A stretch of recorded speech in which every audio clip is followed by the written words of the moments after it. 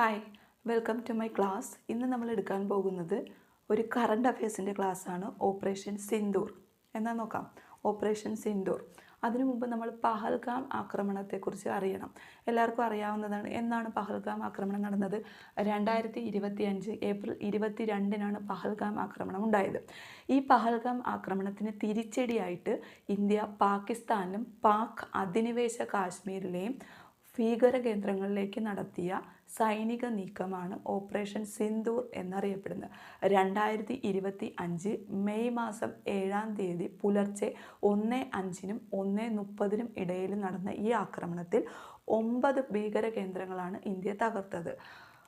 Rafale, mirage എന്നീ ഫൈറ്ററുകളും India ഫ്രാൻസിൽ നിന്ന് വാങ്ങിയ റാഫേൽ വിമാനത്തിൽ സ്കാൽപ്പ് മിസൈലും ഹാമർ ബോംബുകളും ഉപയോഗിച്ചിട്ടാണ് ഈ ഭീകര കേന്ദ്രങ്ങൾ തകർത്തത്. 1971 ശേഷം ഇതാദ്യമായിട്ടാണ് ഇന്ത്യ പാകിസ്ഥാനിലോട്ട് കടന്ന് ഒരാക്രമണം നടത്തുന്നത്. പഹൽഗാം ആക്രമണത്തിന് പിന്നാലെ ഇന്ത്യ നടത്തിയ സൈനിക ഓപ്പറേഷനാണ് ഓപ്പറേഷൻ സിന്ദൂർ എന്ന് പറഞ്ഞു. ഈ ഓപ്പറേഷൻ സിന്ദൂറിനെ കുറിച്ച് പത്രസമ്മേളനം നടത്തിയ വനിതാ ഉദ്യോഗസ്ഥർ ആരല്ല? ഒരു ക്വസ്റ്റ്യനാണ്.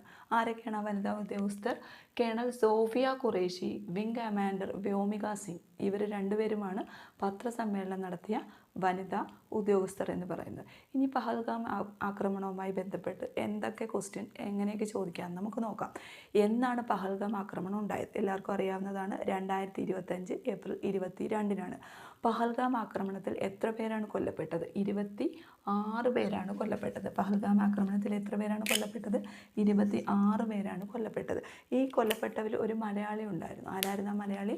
എൻ രാമചന്ദ്രനാണ് ആ മലയാളി. പഹൽഗാം ആക്രമണത്തിന് തൊട്ടു പിന്നാലെ ഇന്ത്യ സിന്ധു നദീജല കരാർ മരവിപ്പിച്ചു. എന്നാണ് ഇന്ത്യ സിന്ധു നദീജല കരാർ മരവിപ്പിച്ചത്? 2025 ഏപ്രിൽ 23-നാണ് സിന്ധു നദീജല കരാർ മരവിപ്പിച്ചത്. ഇത്രയൊക്കെയാണ് പഹൽഗാമുമായിട്ട് ബന്ധപ്പെട്ട് അല്ലെങ്കിൽ ഓപ്പറേഷൻ സിന്ദൂറുമായി ബന്ധപ്പെട്ട് കണ്ടുവരുന്ന ക്വസ്റ്റ്യൻസ്. ക്ലാസ്സുകൾ ഇഷ്ടമായെങ്കിൽ ലൈക്ക് ചെയ്യുക, ഷെയർ ചെയ്യുക, സബ്സ്ക്രൈബ് ചെയ്യുക.